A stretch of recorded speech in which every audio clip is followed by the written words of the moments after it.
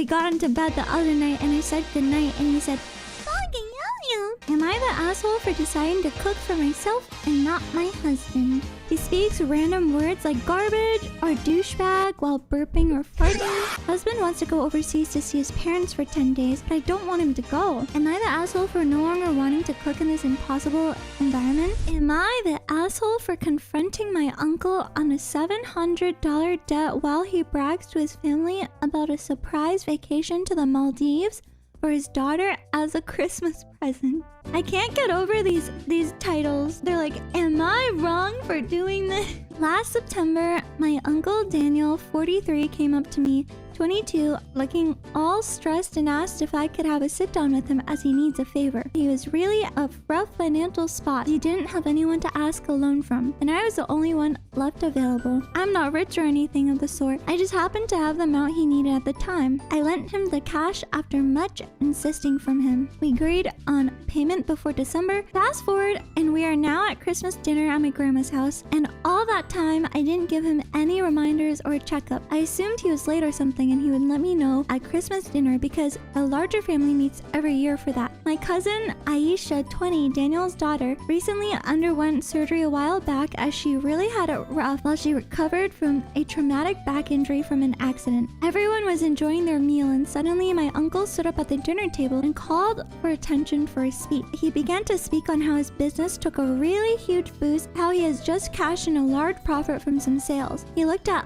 Aisha across the table and took out some brochure with some resort-looking location and said it was a gift to her for her tough recovery from the incident. All I could see was Aisha visibly crazy excited. He said he was planning on taking Aisha and the rest of his family to the Maldives as a celebration on Aisha's accident recovery. You can afford all that but not repay my debt when you haven't said anything on? The word just slipped out of my subconscious mind as I looked at him straight in the eye. His words were, "Why were you talking about that now of all places?" Now I was pissed. I reminded him in front of everyone on the exact amount. The entire family was in shock. In the evening, my aunt, grandma, and some cousins lectured me on how I ruined Aisha's moment and embarrassed my uncle in the process. They leave in a week and he still hasn't paid or mentioned anything about the debt. Am I the asshole for ruining the moment and asking for repayment?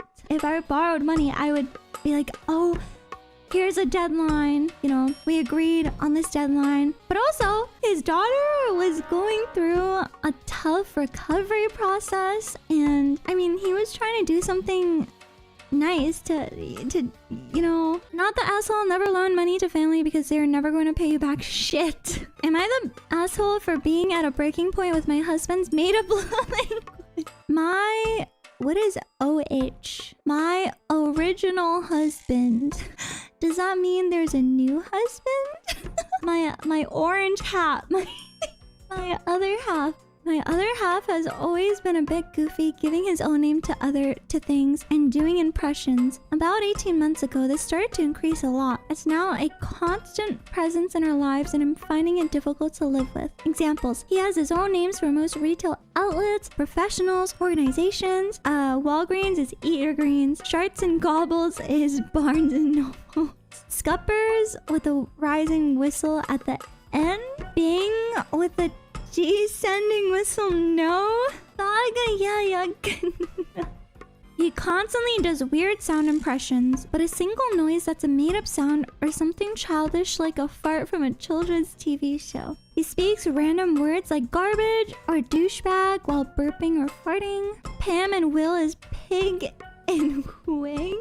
I've just had enough. We got into bed the other night and I said goodnight and he said, our toddler could be about to hurt themselves and instead of saying no or come here, he says some ridiculous made-up border sound and then gets annoyed when our kid doesn't know what he wants. And it's totally professional around his colleagues but different at home. I told him it needs to stop. I don't mind it occasionally or for fun, but it's all the time and it's wearing me down. He got upset and said I couldn't take a joke and that I'm not fun anymore. Sounds like a communication issue. No way! They literally aren't speaking the same language. I don't think she's the asshole. I would get fed up too if I'd asked someone to stop doing something that annoyed me and this person who is in my life 24/7 didn't. He also said the wife wasn't fun anymore because she didn't tolerate this. Not the asshole. I'd have snapped long before you did. Your husband is being incredibly childish and annoying. The fact that he doesn't do it at work shows that he knows it's not appropriate. The fact that he doesn't do it at work, but he only does it around her, makes it seem like he's just trying to make her annoyed. For context, I had my first daughter during the pandemic and lockdowns. Husband was working overseas and planned to come before delivery, but due to Australian border being shut, he was unable to come, and after a painful 1.5 years apart, we finally reunited and he got to hold our firstborn. I'm pregnant again, and I've kept my pregnancy a secret from family and friends. Only my parents and in-laws know. My parents will be coming from overseas when I'm 30 weeks to stay and support me in my delivery. Husband wants to go overseas to see his parents for 10 days, but I don't want him to go. He says he won't be able to go this year once baby comes, but his parents are planning on visiting us once the baby is a couple months old, so he will get to see them this year anyway. Am I the asshole if I don't want him to go? I will be 31 weeks pregnant, but I feel after last time of missing pregnancy and delivery of our firstborn. He missed the first one, bro. He says that even his mom is telling him not to come, but he wants to go. I think the fact that he missed his firstborn is already terrible. Also, if his parents are gonna come visit them anyway, what's the point? It's okay. I'll be back when the baby is born. OP has offered the following explanation for why they think they might be the asshole. His mom suffered from an epileptic attack a couple months ago, and I suggested him to go visit her, but then he refused. And she's doing fine now and he wants to go. Bro, what? When she first suffered the epileptic attack, you didn't want to go, and now you want to go 2 months later? How does that make sense? He's going back for some other woman? Not the asshole? That was a really tough circumstance with your first. I felt after last time of missing pregnancy and delivery of our firstborn, it should be him not wanting to go instead of me having to ask. Totally agree. He should want to be there to support you.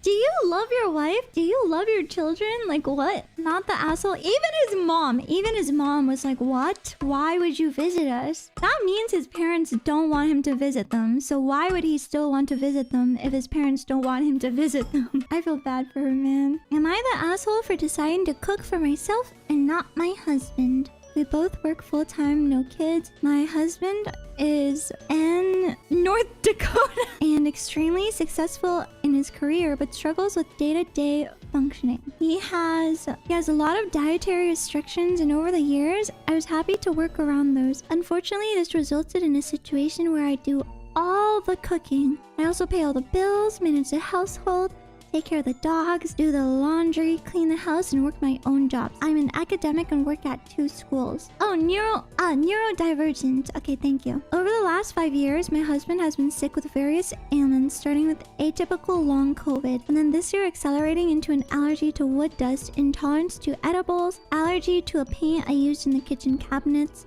a reaction to our gas stove, and now an inability to tolerate chicken being baked in a tiny electric toaster oven, as I'm not allowed to use gas anymore.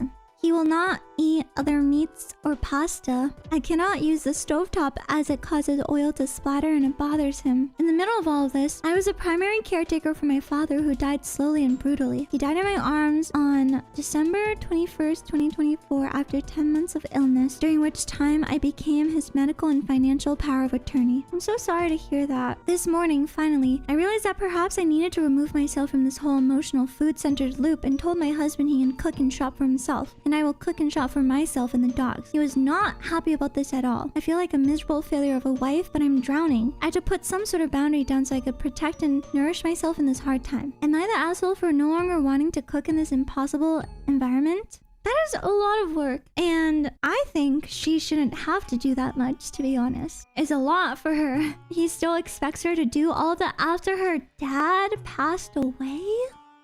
Horrible time of the year to lose someone. Yeah, it was right before Christmas. I would like to be judged on my decision to cook only for myself and not my husband. I think that might make me the asshole because my husband is ill and needs support too, but I don't know what else to do. Okay, not only because she's been taking care of her sick father. She's been taking care of her sick father. She takes care of her mother. She's a primary caretaker of her mother. I feel bad for her, yeah. Not the asshole. You do all this on top of cooking. What does your husband do? Does he help with the bills? Does he help with taking care of the dogs? Does he do anything besides work? Does his money go towards something for the house of the marriage? From what it looks like, This marriage is a one-way street. He can't even cook for himself nor himself because he gets overwhelmed. Are you saying your husband has decided that he has all of those bizarre allergies with dust gas stove on his own without meeting with an allergist? He's putting an insane burden on you and doing nothing to help. He's mean and selfish for expecting you to sacrifice your quality of life for all of his or whatnot. I would for sure stop cooking for him. I think the more reasonable lens is just that he is neurodivergent, so there's just like certain things that food can be a trigger for some people. Plus he has long COVID, so I think he should definitely get medical help though. I don't want to pick and choose, but I feel like the death of her father would impact her greater than the death of his father-in-law, because there is a degree of separation.